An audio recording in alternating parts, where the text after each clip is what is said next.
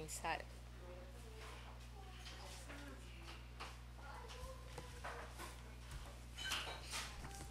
Bueno, vamos a continuar. Sí, porque ya comenzamos ya hace ya. Sí, ya comenzamos hace rato.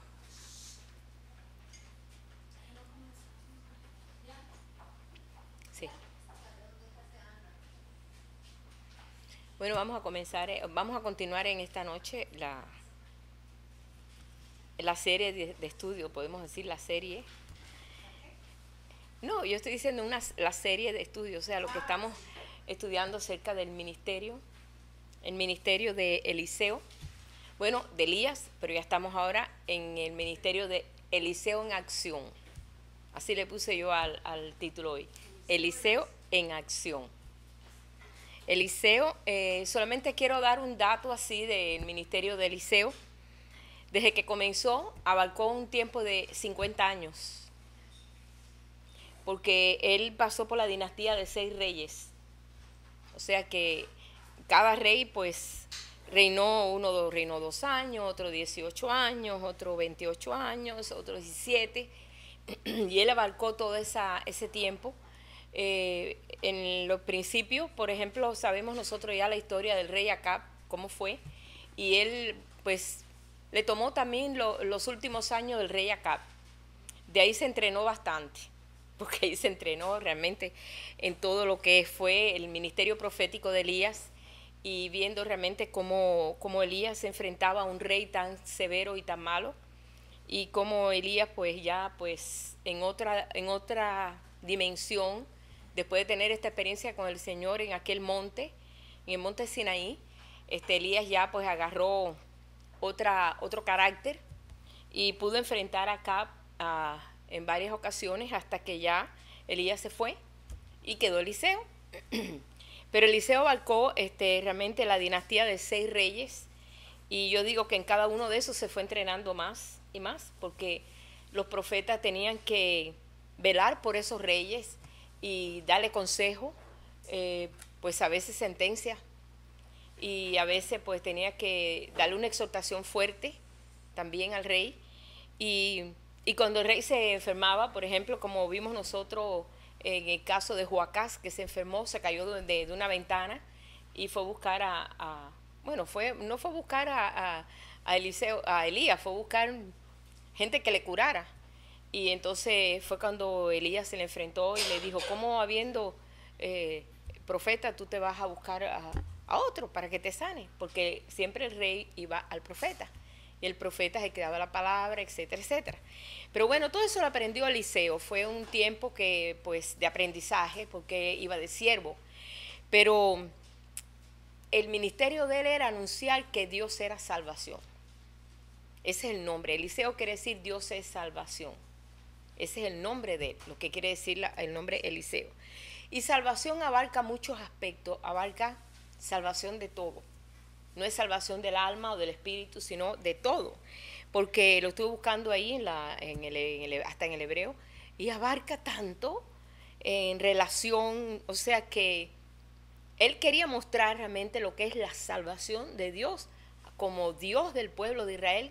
Quería que conocieran a Dios en toda la trayectoria que Dios quería tener con el pueblo, y es lo que Dios quiere ahora. Quiere darse a conocer. Ese es el deseo de Dios, darse a conocer. Y el deseo de Eliseo era que todos pudieran conocer verdaderamente a ese Dios que él experimentaba por tener la doble porción. Y él quería que todos pudieran conocer eso. Por esa razón vemos que él hizo el doble de milagros. De lo que hizo Elías, él hizo el doble. Pero cuando Jesús vino aquí a la tierra, él vino a ser el Salvador de todo. Por esa razón, cuando vemos a Simeón, que Simeón fue aquel ancianito que fue al templo, cuando siempre esperando la salvación de Israel, pero él no esperaba la salvación de que quitaran Herodes y pusieran un rey diferente. No, él estaba esperando al Mesías, a la salvación de Israel, cuando realmente la mayoría estaban esperando un cambio político, un cambio de orden.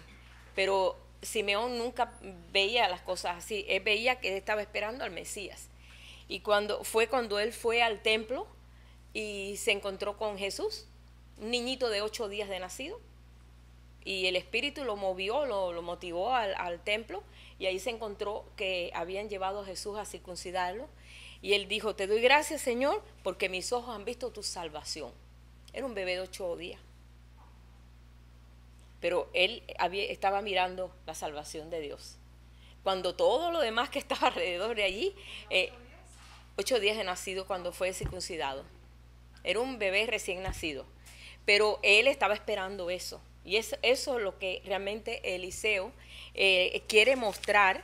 Y el deseo de Eliseo siempre era, nunca le quiso robar la gloria a Dios, ni nunca se la robó. Era muy celoso con la gloria de Dios. Él era muy celoso.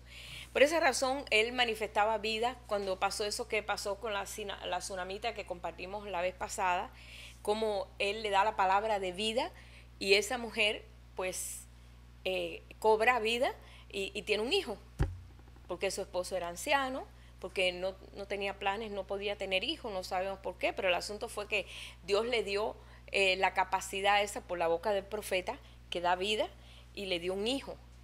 Pero así como se lo dio, también el hijo muere. Pero entonces ese hijo resucita por la boca del profeta, por la palabra que da el profeta. Y bueno, pues todo lo que él hizo allí, que hizo una serie de acción, poniendo los ojos en los ojos del niño, las manos, todo, y cobrando calor el niño, tomando calor del profeta, y entonces dando la palabra, el niño revive. Vimos, estuvimos compartiendo, no se lo voy a compartir otra vez porque lo compartí corriendo en la semana pasada, y se le devuelve la vida al niño. El niño se levanta, y bueno, ella inmediatamente va y adora no es que adora al profeta, sino que se postra a los pies del profeta y declara que pues agradecida porque Dios le había dado la vida al niño. Bueno, todo esto que nosotros estuvimos leyendo en el capítulo, vamos a ver aquí, capítulo 4, verso 8, que es lo que es la experiencia de la tsunamita, la mujer esa que era muy rica, tenía muy buena posición, no necesitaba apoyo de nadie ni fama de nadie. Para ella era una mujer conocida en su pueblo, y su esposo también era, pues, podemos decir, un hombre que tenía tierras, tenía siervos, tenía sirvientes, tenía de todo, pero le faltaba lo más importante, que lo más importante que le faltaba era un hijo, para que ella pudiera tener también herencia, ¿no?, en ese hijo. Bueno, estuvimos hablando de eso, no voy a concentrarme hoy en la tsunamita porque ya lo compartimos. Eso está en Segunda de Reyes 4, del 8 al 37, pero después vemos que cuando pasa un tiempo, en el capítulo 8, del verso 1 al 6, ella regresa otra vez a su tierra, y por causa de lo que le ocurrió al niño, ella recupera todo lo que había perdido. Digo, por el mal rato que pasó con el hijo, Dios le da a recuperar todo lo que pierde por esos 7 años que ella estuvo fuera de su tierra. Voy a leer ese pedacito que fue lo que me faltó la vez pasada. Cuando dice: y habló Eliseo a aquella mujer a cuyo hijo él había hecho vivir, diciendo: levántate, vete tú y toda tu casa a vivir donde puedas, porque Jehová ha llamado el hambre, la cual vendrá sobre la tierra por 7 años. Entonces la mujer se levantó e hizo como el varón de Dios le dijo, y se fue ella con su familia, y vivió en tierra de los filisteos 7 años. Recuerdan ustedes que el niño estornudó 7 veces. Fue como una advertencia de decir, bueno, hay una razón por qué el niño murió. Sabemos que una de ellas fue esa. Y cuando habían pasado los 7 años, la mujer volvió de la tierra de los filisteos, y después salió para implorar al rey por su casa y por sus tierras. Y había el rey hablado con Giezi, criado del varón de Dios, diciéndole: te ruego que me cuentes todas las maravillas que ha hecho Eliseo. Digo, era un tipo de rey de esto que le gustaba mucho oír los testimonios, ¿no?, de los profetas. Dice: y mientras él le estaba contando al rey cómo había hecho vivir a un muerto, he aquí que la mujer a cuyo hijo él había hecho vivir vino para implorar al rey por su casa y por sus tierras. Entonces dijo Giezi: rey, señor mío, esta es la mujer. este es su hijo, el cual Eliseo hizo vivir. Y preguntando el rey a la mujer, ella se lo contó. Entonces el rey ordenó a un oficial al cual dijo, hazle devolver todas las cosas que eran suyas y todos los frutos de su tierra desde el día que ella dejó el país hasta ahora. O sea que ella no perdió nada. Los 7 años de pérdida, que aparentemente era pérdida, ella no perdió nada. Se le recuperó todo, se le recuperó la casa y se le recuperó todo. Y todo fue por el testimonio que recibe el rey de lo que el Señor había hecho en el niño. Déjeme decirle, ese milagro de resucitación no se veía, era algo que nunca se veía, solamente se vio en Elías, cuando resucitó aquel niño, cuando él se quedó allí con aquella viuda y el niño muere. Y entonces él rogó, le dijo, Señor, hasta aquí también viene la desgracia, aquí esta casa, esta gente que me han amparado, esta mujer. Y el Señor revivió al niño, lo resucitó. Ese es el único caso que se oye de un caso de resurrección en el Antiguo Testamento. Y este es el segundo caso. Entonces eso era algo tan increíble que pues yo creo que el rey quedó tan en shock que dijo, devuélvale en todo. Realmente esa es la recompensa por esto que Dios actuó, ¿no?, a favor de esto. Bueno, aquí mucha profundidad en eso, pero no me voy a parar ahí para que el Señor les revele a ustedes también y ustedes también vean ahí cómo el Señor obra, porque aún en todos estos ejemplos nosotros podemos sacar muchas cosas, sí, como la palabra del profeta da vida y como la palabra del profeta, o sea, el pueblo de Dios que está en estas condiciones de que verdaderamente la palabra tiene que morar y habitar en nosotros, va a dar vida, va a dar vida. Y entonces es lo que el Señor está pretendiendo, sobre todo en este tiempo, donde es necesario, como cuando comenzó la iglesia en el primer siglo, fue un despertar explosivo. Tan grande fue ese despertar que donde quiera que iban los discípulos, y donde iban todos, porque había muchos discípulos, no solamente los 12, había más discípulos después, era una revolución, porque ellos llegaban y levantaban muertos, sanaban el cojo aquel, lo vemos cuando fue Juan, ¿verdad? Pedro, cuando fueron ahí a la puerta de la Hermosa y había un hombre cojo desde el nacimiento y lo levantaron por el poder de Dios, y eso trajo una conmoción en el pueblo, porque era algo que, bueno, sí, ok, ya Jesús lo había hecho, pero ahora también los discípulos, y ellos veían que se multiplicaba ese poder, y realmente es lo que hoy el Señor está haciendo. Pero para que eso sea, es como estaba diciendo Pablo, la palabra tiene que ser vida en nosotros, no ser solamente algo textual que nosotros aprendemos para traer un mensaje, sino algo que tenemos que vivir. Y es lo que vivían los profetas vivían la palabra. Los profetas eran celosos del Dios de Israel, celosos. Y a mí me encanta aquí como Eliseo defiende realmente el carácter de Dios, cuidando y amparando al pueblo. Y lo vemos también aquí, vamos a seguir viendo aquí, en el mismo capítulo, aquí en el capítulo que le sigue, a ver, antes que le siga, vamos a ver. En el mismo capítulo 4, en el verso 38, vamos a ver cómo el Señor actúa por este profeta neutralizando una comida envenenada. Fíjate que ahí en Marcos 16 dice, tomarán cosas mortíferas y no les hará daño. Ahí si lo leemos en Marcos 16, no nos sorprende. Nosotros conocimos un hombre que le dieron veneno de caballo y no se murió. De matar caballo. Bueno, un veneno tan fuerte que con ese veneno le dijeron, con ese veneno es que solamente pues es tan fuerte que puede matar un caballo. Y dice que sintió algo en el estómago, sí, porque era misionero acá en México y no querían evangélicos en México en ese tiempo. Y dice que le dieron a comer y todo el mundo se quedó así porque veía que no se moría. Y él comió y sintió como una repugnancia, pero ya se le pasó. Y entonces fue cuando le dijeron, óigame, la verdad que usted está predicando algo que de un Dios verdadero, porque le hemos dado veneno para matar caballos. Y no se murió. Y nosotros nos quedamos así porque nunca habíamos oído semejante cosa. Pero ¿y eso dónde está en la Biblia? Marcos 16. Y entonces nos abrió en Marcos 16 ese versículo de que en ese poder de Dios, y sabemos que sí, que Dios lo hace, ¿no? Vamos a leerlo aquí. Marcos 16, 17. Y estas señales seguirán a los que creen en mi nombre, echarán fuera demonios, hablarán nuevas lenguas, tomarán en las manos serpientes y si bebieren cosa mortífera, no les hará daño. Sobre los enfermos pondrán sus manos y sanarán. Ay, cuando nos dijo eso, nunca habíamos leído ese versículo nosotros. Digo, pero ¿verdad que eso está tremendo? Bueno, fue un testimonio muy grande en ese pueblecito en México, porque aceptaron entonces el mensaje de este hombre, que solamente lo que venía hablando Jesucristo. Y era un pueblecito donde que tenía la Virgen, la Guadalupe, tú sabes, toda esa cosa que tienen los pueblos que creen en lo que les han enseñado, pero no tienen una realidad de vida con Dios. Y eso fue lo que pasó aquí con Eliseo.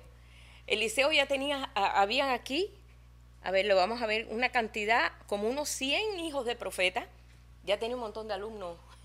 Eliseo tenía un montón de alumnos ya, que estaba enseñándole realmente en el ministerio de la escuela de profetas. Dice, Eliseo volvió a Gilgal, donde había una grande hambre en la tierra, y los hijos de los profetas estaban con él. Por lo que le dijo a su criado, pon una olla grande y haz potaje para los hijos de los profetas. Y salió uno al campo a recoger hierba, y halló una como parra montés, y de ellas llenó su falda de calabaza silvestre. Volvió y las cortó en la olla del potaje, pues no sabía lo que era. Esto está hablando de un carácter que tenemos que cuidar lo que comemos. Bueno, eso es lo que el Señor me mostró. Ellos eran pichones de profeta. Pichones de profeta. Ellos no eran hijos de profeta. Y entonces vieron aquellas calabazas silvestres y dijeron, pues esto mismo es comida. Y lo echaron a la olla.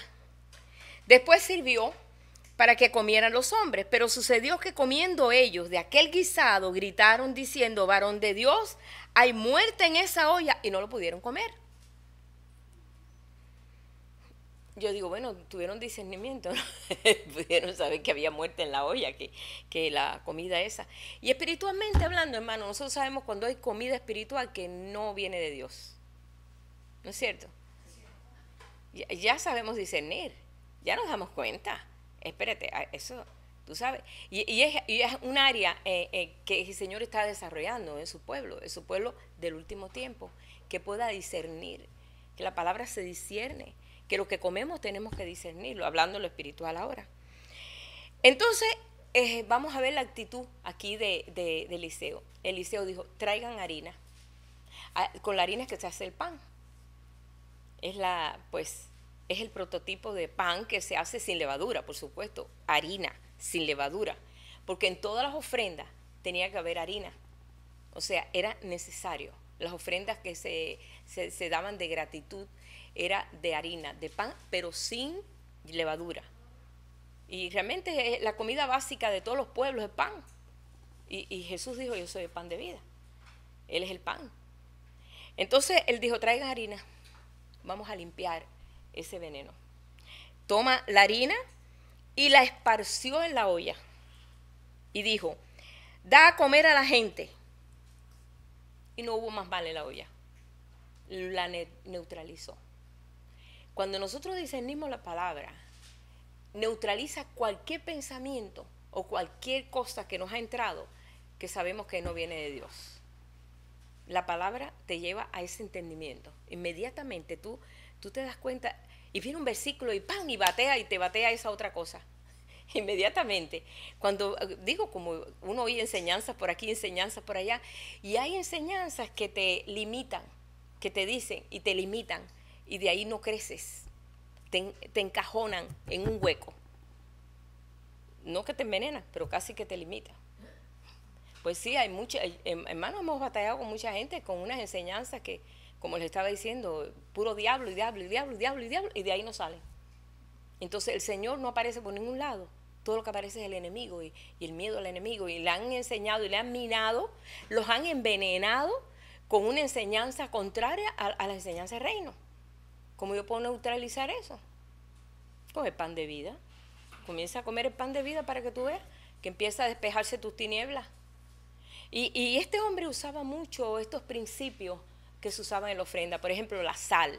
Cuando estuvimos hablando cómo el agua que había en Jericó era un agua que estaba amarga y había esterilizado la tierra. Y él lo que dijo fue, tráigame una vasija nueva. En este caso, su pueblo es una vasija nueva. Y le echó sal. Todas las ofrendas, todas, pero lo que se dice, todas, tienen que llevar sal. Era por ley llevar sal. Todas, sea carne, sea esto, sea pan, sea lo que sea, tenía que llevar sal. Y yo cogí ese versículo porque me llamó la atención de eso. Eso está en Levítico 2:13, donde dice, toda la ofrenda tiene que estar regada con sal, debe tener sal. Yo lo quiero leer porque aquí en las leyes nosotros vemos muchas cosas que son principios. Y claro, ya nosotros no tenemos que hacer una ofrenda de ningún animal ni nada, pero nos va enseñando ciertos principios. Vamos a ver en Levítico 2:13.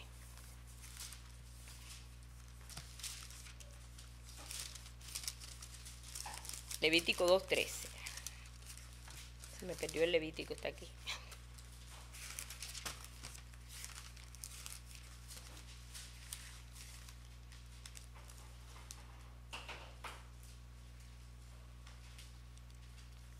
Si alguien lo tiene, pues léalo. Porque tengo aquí varias cosas marcadas acá. 13. Ahí. 2:13. ¿Lo tienes? Y lavará las entrañas y las piernas con agua, y el sacerdote lo ofrecerá todo y lo hará arder sobre el altar. Holocausto es ofrenda encendida de olor grato para Jehová. No, es el 13. Y sazonarás con sal toda ofrenda que presentes. Sazonarás con sal toda ofrenda que presentes, y no harás que falte jamás de tu ofrenda la sal del pacto de tu Dios. En toda ofrenda tuya ofrecerás sal. Y sabemos que ese es un elemento que está representado también en el Espíritu Santo. El Señor dijo, vosotros sois la sal de la tierra. El Señor lo dijo bien claro, vosotros sois la sal de la tierra. Y también dijo, y si la tierra no tiene sal, pues, ¿de qué vale? Algo sin sal es desabrido, no tiene sazón, no tiene... Y realmente estamos viendo que él usaba esos principios. Él echó sal a aquel agua, y más nunca las aguas estuvieron contaminadas, más nunca fueron amargas, las volvió dulce con sal. Y la tierra ya no fue estéril. Pero él usaba esos principios en los cuales él enseñaba todas estas cosas. Pero quiero que sigamos un poquito más abajo aquí, ahí mismo en el capítulo ese, Segunda de Reyes 3. Después que ocurre esto,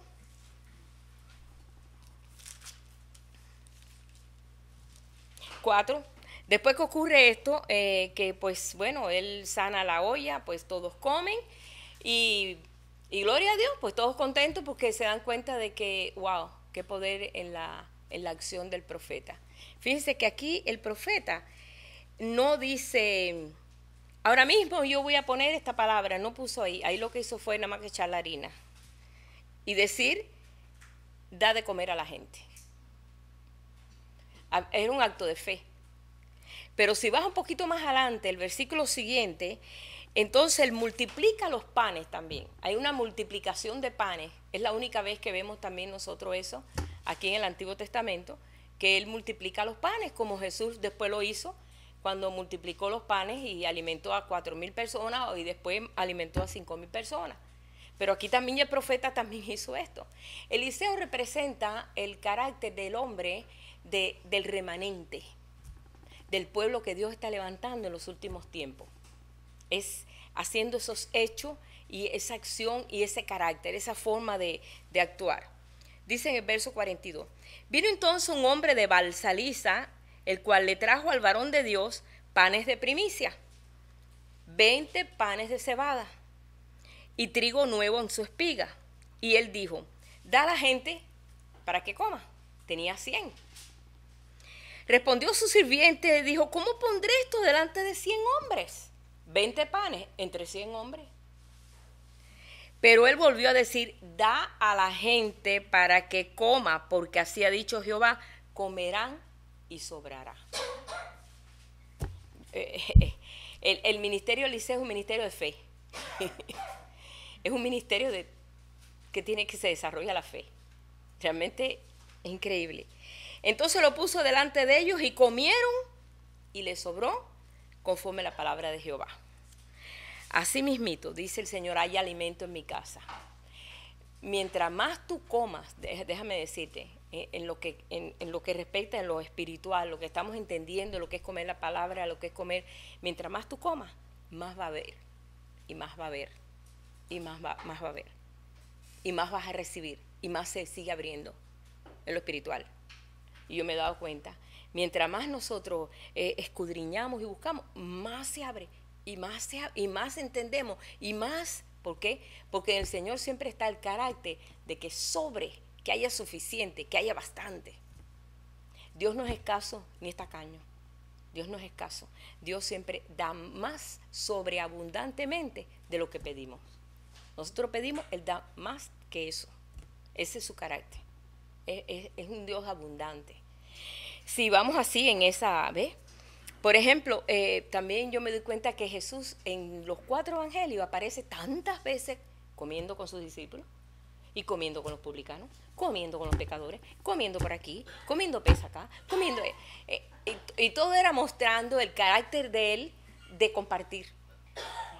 Y después le dice a los discípulos, cuánto he deseado comer con vosotros esta Pascua antes que padezca, porque os digo que no la comeré más hasta que se cumpla en el reino de Dios. Ahora bien, el pueblo de Dios lo interpretó de esta forma. Entonces ellos creen que cuando ya todo el mundo ya se muere y todo el mundo resucita y todo, entonces van a poner una mesa que llega aquí, allá, a la Patagonia, y ahí todo el mundo sentado comiendo. No, ya podemos comer. Estamos comiendo el reino. Si crees que el reino está en ti y si crees que el reino ya está en medio de nosotros, como los discípulos que le decían, Señor, ¿y el reino? ¿Cómo es esto? ¿Cuándo va a ser el reino? ¿Cuándo se va a manifestar? Y el Señor le dijo, está en medio de vosotros. Ellos todavía no entendían eso. Lo vinieron a entender cuando fueron llenos del Espíritu Santo y entonces entendieron que el reino ya es algo que estamos viviendo. Entonces cuando tú estás consciente de que tú estás viviendo un reino diferente, tú actúas diferente. Porque ahora estamos muy conscientes de que estamos aquí en el planeta Tierra, de que todas estas cosas que estamos viviendo y todo lo que nos rodea. Pero cuando tú sabes que en ti hay algo sobrenatural, cambia mucho la forma hasta de pensar y te das cuenta. Entonces Jesús cuando habla eso, que dice, ¿cuánto anhelo comer esta Pascua antes que padezca? Fue la Pascua que comió con sus discípulos allí, donde aquel Judas, pues él salió y comió del pan y mojó, ¿recuerdan?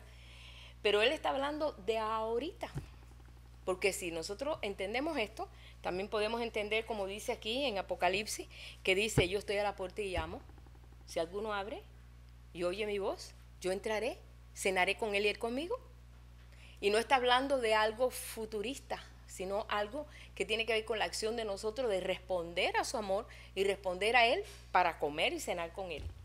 Cuando nosotros estamos comiendo la palabra y estamos asimilando espiritualmente lo que el Espíritu quiere que nosotros entendamos, el Señor está comiendo con nosotros. Jesús no lo pasó así con la samaritana. Él tenía hambre natural, él tenía hambre y se sentó en el pozo de Jacob, esperando que los discípulos habían ido a buscar comida. Se le acercó la samaritana y pues la samaritana ahí empezó ahí un diálogo, no, porque mira que el agua, que esta onda, que esto, él le dice, dame agua, no, mira que yo no, y tú, y ahí empezó un diálogo hasta que pum, entraron a lo que es una conversación espiritual. Entonces ahí llegó, ahí es donde el Señor comenzó a sentirse que estaba digiriendo una comida.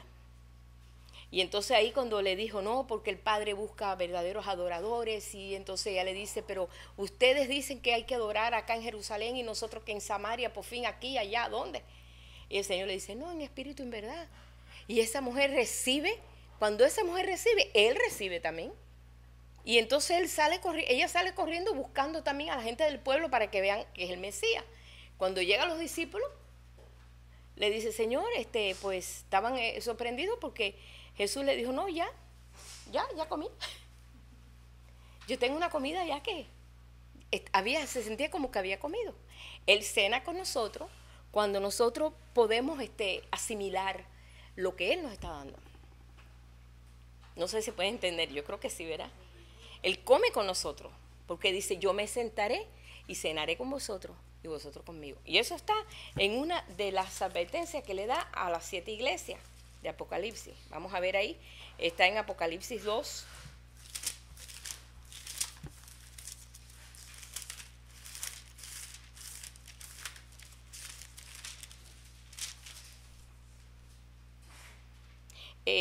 Capítulo 3, verso 20, que es la última iglesia, que es el mensaje a la iglesia de la Odisea. He aquí yo estoy a la puerta y llamo. Si alguno oye mi voz y abre la puerta, entraré a él, cenaré con él y él conmigo. O sea que es una acción, es una palabra de exhortación que se le está dando a la iglesia. Entonces cuando empezamos a comer, por esa razón cuando nos emocionamos, porque cuando yo me meto en estos estudios y todo, me emociona, porque estoy viviendo algo que bueno, yo sé que ustedes también tienen esa experiencia, no les voy a añadir algo de lo que ustedes no conocen. Y tú te emocionas porque tú descubres aspectos del reino que no sabías antes. Te sientes llena cuando tú llegas a ver esa parte. Y verdaderamente yo creo que el profeta Eliseo se gozaba cuando se encontraba con un conflicto así como este. 20 panes y 100 hombres, ¿cómo lo voy a repartir? Él ni se preocupaba. No, dale, que va a sobrar. ¿Sabes por qué? Porque dice aquí en las escrituras que Dios da y va a sobrar.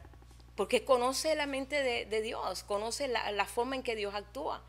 Si nosotros conocemos la forma que actúa Dios, porque hay personas que dicen, no, eso no tiene perdón de Dios, porque no conocen a Dios. Es fácil decir, esta persona está mala, que no tiene perdón de Dios, porque no conocen cómo es Dios y cómo Dios perdona. Pero como ya conocemos cómo es Él, sabemos que Él perdona todo. Entonces nosotros no podemos hablar como hablan los demás, imposible, porque podemos conocer un poquito más del aspecto de quién es Él. Entonces, el profeta, como estaba tan íntimamente ligado al corazón de Dios, conocía su forma de ver las cosas, conocía cómo a Dios actuaba y oía la palabra de Dios, oía a Dios, escuchaba a Dios cuando Dios le hablaba. Y me gustó mucho el testimonio que después vamos a ver en que le sigue, cuando él se enfrenta con un gentil, que eso también es un tipo de lo que estamos viviendo nosotros ahora. Resulta que había un hombre que era general del ejército de Siria. Ustedes saben que Siria, siempre ha sido Siria un enemigo muy grande de Israel, todavía. Muy contrario, muy contrario. Aunque siempre fue, como siempre teníamos unos amigos israelitas allá cuando vivíamos por los French Chalet por allá. No, por otros apartamentos que vivíamos, mi vecina que vivía al lado, era israelita. Y ella me contaba que sufrieron más con los sirios que con más nadie, que eran una lucha, que cuando se llevaban cautivos judíos, ellos los torturaban. Bueno, era horrible, ellos le tenían pánico a los sirios. Pero aquí aparece un sirio, y un sirio que estaba en una posición muy alta porque estaba, podemos decir ahí, siempre con el rey, era general del ejército y era un hombre muy valiente, muy valeroso, era muy famoso, pero era leproso. Y en esos días en Israel había muchos leprosos había en Israel. Gracias. Había muchos leprosos en Israel. Es capítulo 5. Sí, el mismo, estamos en Segunda de Reyes. Fíjate que el nombre de Naamán quiere decir agradecimiento, satisfacción. Oye, hasta los nombres tienen símbolos, hasta los nombres de la gente aquí. Bien, dice, Naamán, general del ejército del rey de Siria, era varón grande delante de su señor y lo tenía en alta estima porque por medio de él había dado Jehová salvación a Siria. Fíjense que para todo ponen al Señor. Era este hombre valeroso en extremo, pero era leproso. Y de Siria habían salido bandas armadas y habían llevado cautiva de la tierra de Israel a una muchacha la cual servía a la esposa de Naamán. Esta le dijo a su señora, mira, hay un profeta ahí en Israel que puede sanarlo, puede sanar a tu esposo. Bueno, sabemos que la lepra representa también, es sinónimo también de pecado, ¿no? Pero estaba leproso. En los días de Jesucristo había mucha gente leprosa en la tierra. Él tuvo que sanar muchos leprosos. Era una enfermedad muy común y era una enfermedad para siempre. O sea, se morían las personas, tenían que irse lejos de la familia, vivir en cuevas, vivir en leprosorio, ahí donde se morían en cuevas. Era bien bochornoso ese tipo de enfermedad. Era horrible, porque la persona se caía a pedazos. Era una enfermedad horrible. Esta le dijo a su señora, si rogase mi señor el profeta que está en Samaria, él lo sanaría de su lepra.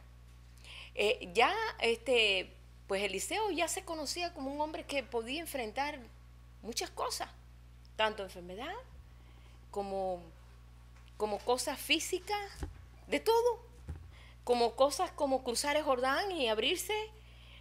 Pues ya había tomado fama, ya no era solamente el siervo de Elías, ahora el profeta Eliseo, con letra mayúscula.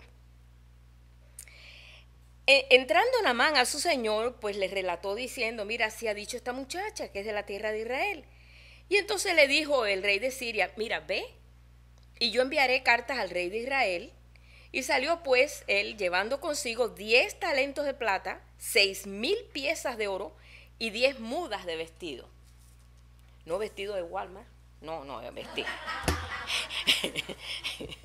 Esos eran vestidos riquísimos, con oro y esto, y piedras preciosas y todo ese lío.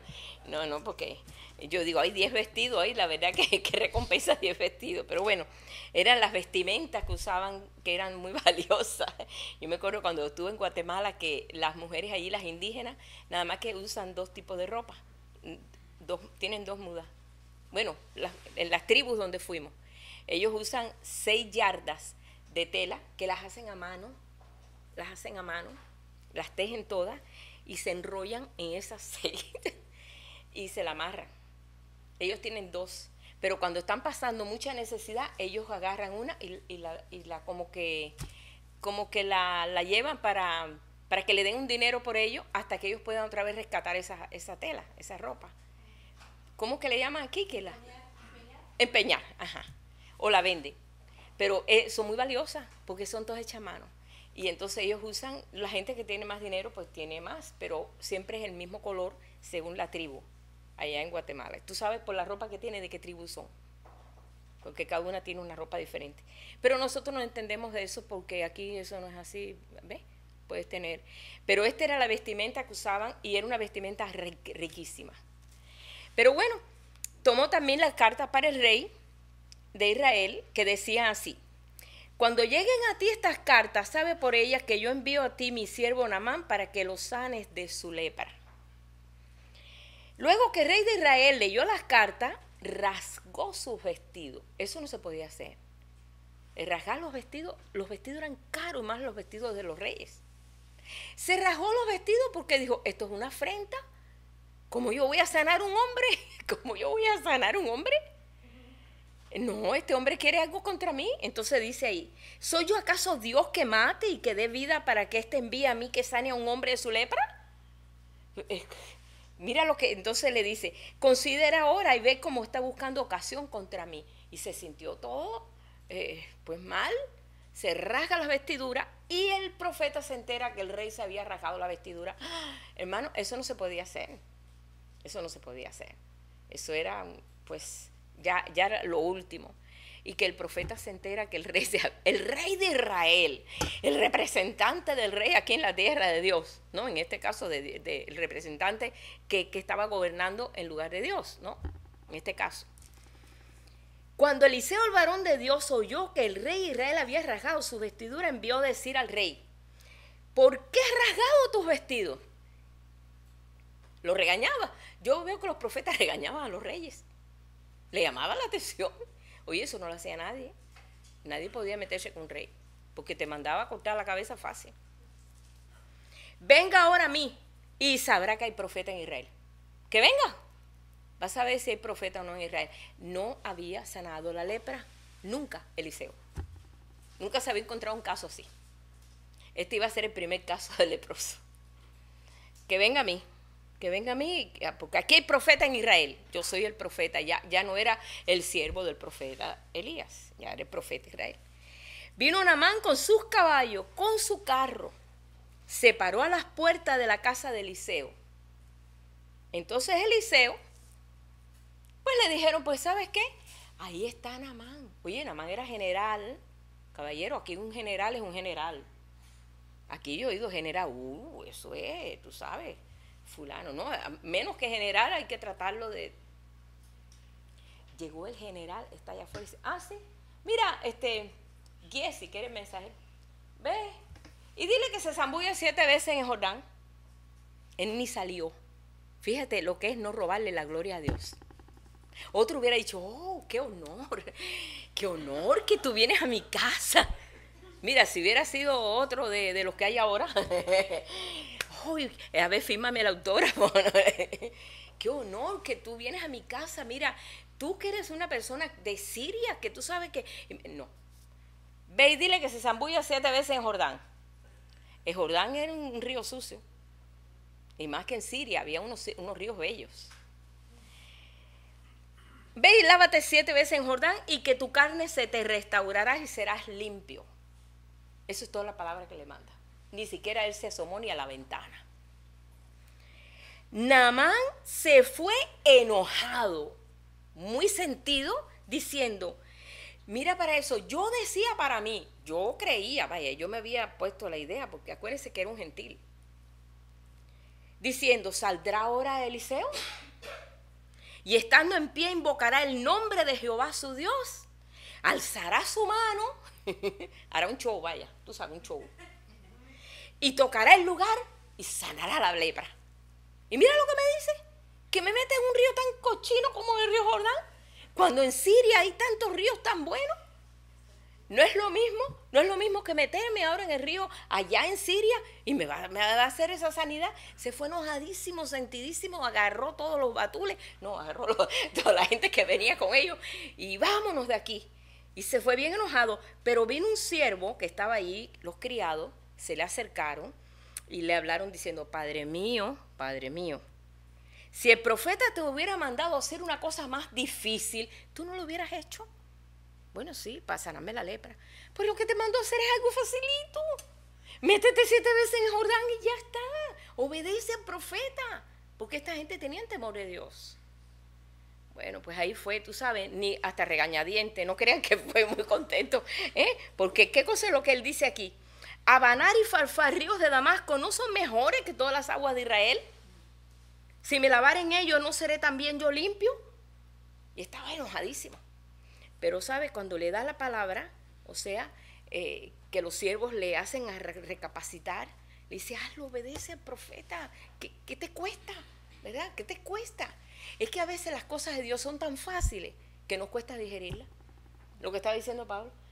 Es tan fácil la gloria de Dios que mucha gente dice, no, yo prefiero mejor ir arrodillado de aquí hasta la ermita de la Guadalupe. Porque así mi abuelita hacía. Y siguen sufriendo.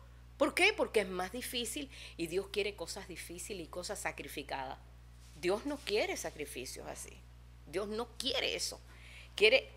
Es un principio. Él tenía que comenzar una vida nueva en Jordán.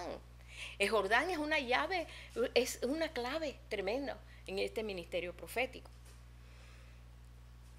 Entonces él descendió y se zambulló 7 veces en el Jordán, conforme la palabra del varón de Dios, y su carne se volvió como la carne de un niño. Quedó limpio. Su carne estaba podrida. No sé si han visto alguna vez al leproso. Yo vi una leprosa. Le faltaban todos los dedos. Se van cayéndoles a pedazos. Le faltaba todos los lóbulos de las orejas. Se le cayó a pedazos. Se le va cayendo. Es horrible. Se le caen todos los pedazos de codo. La persona se va muriendo en vida. Es una enfermedad horrible. Aparte del mal olor, está podrido, la persona se pudre. es una enfermedad horrible. Salió con una piel como de niño.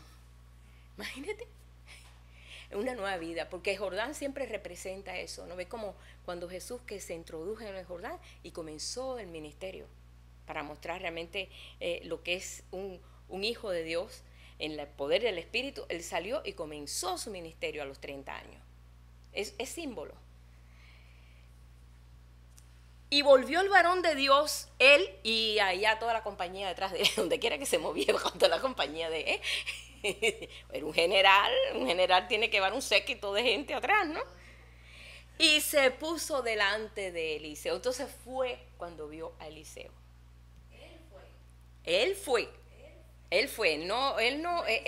tuvo que ir y dijo, he aquí que ahora conozco que no hay Dios en toda la tierra, sino en Israel. Ahora yo me doy cuenta que no hay Dios en toda la tierra, el único Dios en Israel. Y Dios no se había dado a conocer a toda la tierra, todavía. Pero este hombre era un gentil. Él conocía a muchos dioses, ellos tenían un templo ahí que iban a adorar ahí, y entonces él da una promesa. Dice, te ruego que recibas algún presente de tu siervo. Pero él le dijo, vive Jehová, en cuya presencia estoy, que no lo aceptaré. Oye, lo que le traía era un montón de miles de esas piezas de oro, y lo que le traía era tremendo, que fue todo lo que le dio el rey. Dijo, no lo aceptó, no aceptó nada. Y dice, y lo instaba que aceptara alguna cosa, pero él no quiso, no, de ninguna manera. Porque, y es un ministerio que realmente no aprovecha, no saca provecho de las cosas de Dios. Desgraciadamente ahora hay tanta gente que está sacando eso. Porque estamos viviendo ese tiempo. Él dijo y no aceptó nada. Entonces Naamán dijo, te ruego pues, de esta tierra no se dará a tu siervo la carga de un par de mulas, porque de aquí en adelante tu siervo no sacrificará holocausto ni ofrecerá sacrificio a otros dioses, sino a Dios. Amén. Porque ese hombre se convirtió en el Jordán. Era más valioso que ese hombre se convirtiera en el Jordán, que se convirtiera a que le diera todas las cosas que quería darle. Ese iba a ser el pago, ¿no? El pago iba a ser realmente que este hombre completamente se estaba rindiendo a su Dios al ver el milagro que había pasado con su cuerpo. Y le dice, en esto perdone Jehová a tu siervo, que cuando mi señor el rey entre en el templo de Rimón, que era el templo de su Dios, ¿no? Para adorar en él y se apoyare sobre mi brazo, si yo también me inclinara en el templo de Rimón, cuando haga tal, que Jehová perdone en esto a tu siervo. Porque él era el que llevaba al rey para que el rey adorara a su Dios. Él dijo, yo voy a tener que llevarlo, pero que Dios perdone esto, porque ya él no quería hacerlo. Ya él se había convertido. Ese hombre se convirtió, su corazón cambió, la forma de actuar y todo. Y él le dijo, vete en paz. Se fue pues y caminó como media legua de tierra. Entonces, ahora viene la parte esta que también vamos a ver nosotros, descubrir lo que está pasando hoy en el pueblo de Dios. Hay quien se aprovecha de estos dones. Yo oí de gente que hasta cobra por orar por liberación del pueblo de Dios. Ay, hermano, no quieren saber, mejor de eso ni voy a hablar, porque me voy a enojar. Entonces mejor no. Cada cosa que yo me entero, que Dios mío. Bueno, entonces el criado de Eliseo, que no tenía el potencial que tenía Eliseo cuando era criado de Elías, este era un aprovechoso o un aprovechado. Él dijo, pero ¿cómo es que Eliseo dejó pasar esta oportunidad de enriquecernos? Pero ¿cómo es posible que Eliseo, no, yo tengo que resolver esto? Pero él no se va a enterar. Y fue en búsqueda de Naamán, para, tú sabes, sacarle algún provecho de la bendición que tenía, porque ese hombre se había sanado, tenía que dar algo. Entonces Giezi, criado de Eliseo, el varón de Dios, dijo entre sí, he aquí que mi señor estorbó este siervo a Naamán, no tomando de su mano las cosas que había traído. Lo había traído para él. Vive Jehová que correré yo tras él y tomaré de él alguna cosa. Y siguió Giesi a Naamán, y cuando vio a Naamán que venía corriendo tras de él, se bajó del carro para recibirlo y dijo, ¿va todo bien? ¿Qué pasó? ¿Va todo bien? Y él dijo, bien, sí, mi señor me envía a decirte que aquí que vinieron a mí en esta hora del monte de Efraín 2 jóvenes de los hijos de los profetas. Como Eliseo tenía una escuela de profetas, era fácil decir la mentira.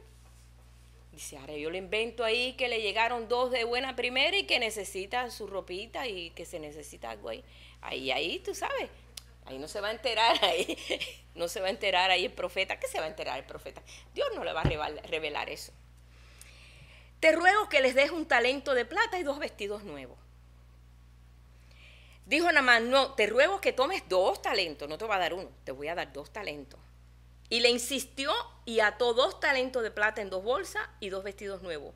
Y lo puso todo a cuestas a 2 de sus criados para que lo llevasen delante de él. Así que llegó a un lugar secreto, él lo tomó de mano de ellos, lo guardó en la casa y luego mandó a los hombres que se fuesen. Y entonces él entró, ahí no pasó nada, pero Dios revela la actitud del corazón. Y Eliseo le dijo, ¿de dónde vienes, Giesi? Él le dijo, tu siervo no ha ido a ninguna parte. Oye, tantos milagros que vio Giesi, tantas cosas que vio este hombre, ¿y cómo es posible que se dejó llevar por la codicia? Y es el Espíritu, dice, porque muchos codiciaron y quedaron postrados en el desierto, porque codiciaron, le sacaron provecho. A Dios no le quiere sacar provecho nunca, nunca. Dios es celoso en eso. Él entonces le dijo, ¿no estaba también allí mi corazón cuando el hombre volvió de su carro a recibirte? ¿No estaba allí mi corazón también? Imagínate que él empezó a temblar, dijo, ay, mi madre, me descubrieron a mí. Dice, es tiempo de tomar plata, de tomar vestido, olivares, viñas, ovejas, bueyes, siervos y siervas. ¿A quién no habló? Por tanto, la lepra de Naamán se te pegará a ti, y a tu descendencia para siempre. Y salió de delante de él leproso, blanco como la nieve. Leproso en grado ya terminal. Salió leproso. Wow. Cuando yo leí eso una vez, yo dije, ay, Dios mío, ay, Señor, ay, Dios mío, que Dios tenga misericordia de tanto pueblo de Dios que se ha aprovechado verdaderamente del poder, de los dones. Hay quien ha querido lucrar con los dones de Dios, sacarle provecho a las cosas de Dios, como algo que nosotros, pues, fuera algo que nosotros podemos explotar. Y entonces ahí queda bien claro, quizás esto ha pasado por alto muchos años, mucho tiempo, pero en el tiempo de este ministerio que se levanta, que es el ministerio del Hijo Varón, las cosas se van a poner en orden. Dios va a poner orden en su casa. Eso pasó cuando Jesús vino a poner en orden el templo, porque ellos traían muchos animalitos y todo, y los reguetes súper vendían. Lo vendían a precio altísimo, y la gente que venía a presentar una ofrenda, pues no le quedaba más remedio que pagar el triple. Y el Señor venía tan enojado porque se estaban aprovechando de sacarle provecho a lo que él, pues, Dios no quería eso. Y fue cuando Jesús vino y volcó las mesas y soltó las palomas y agarró y empezó a decir que la casa de su padre no es una casa de mercado, ni cueva de ladrones. Y entonces soltó aquello, nadie pudo hacer nada, poniendo orden. Entonces, en este ministerio, el Señor va a empezar a poner orden. ¿Ve? Y decimos, wow, como él decía, no es tiempo de hacer esto y esto, es tiempo de que se vea la gloria de Dios. Es tiempo que no explotemos eso, sino que la gloria de Dios se manifieste. Y eso era lo que quería Eliseo. Todo el plan siempre todo el ministerio de Eliseo lleno del Espíritu Santo, con esa doble porción, era que la salvación de Dios se viera en toda su plenitud. Y él peleaba eso. Por esa razón, da la palabra y se quedó sin siervo. Se volvió leproso. Ay, hermano, sí. Es que realmente es triste, realmente muchas cosas que vemos diariamente en el pueblo de Dios. Pero el Señor va a poner orden. El Señor está poniendo orden. Y yo digo, el temor de Dios realmente va a crecer cada vez más. Por eso es una de las manifestaciones del Espíritu de Dios, es el temor a Jehová. Por eso vemos la actitud de David, la actitud de cada uno de ellos, cómo era la actitud de cada uno de ellos cuando verdaderamente tenían una realidad de Dios en ellos. Cuando tenemos una realidad de Dios en nosotros, ya tomamos las cosas con mucho cuidado, no tomando ventaja. Sí han oído de eso, ¿verdad? ¿Cuánta gente toma ventaja de las cosas hermosas o preciosas de Dios? Pero bueno, yo sé que no es que se les va a pegar la lepra, pero es como un cuerpo de muerte, es como cargar un cuerpo de muerte. Yendo ahora a la parte espiritual, la lepra representa el pecado, sí, porque habla de eso, pero también habla de una muerte física, pero no es una muerte en sí, pero es como arrastrar muerte. Y es lo que realmente mucho pueblo de Dios, desgraciadamente, hoy en este día, están arrastrando muerte por eso. Por eso es tan importante el que nosotros podamos digerir lo que Dios está haciendo, lo que Dios está, que su gloria se conozca, que nosotros podamos ser intérpretes de su gloria, que podamos ser nosotros pues testigos de su gloria. Eso es lo que más puede. La vida de Naamán cambió completamente por esa actitud, por una actitud sencilla.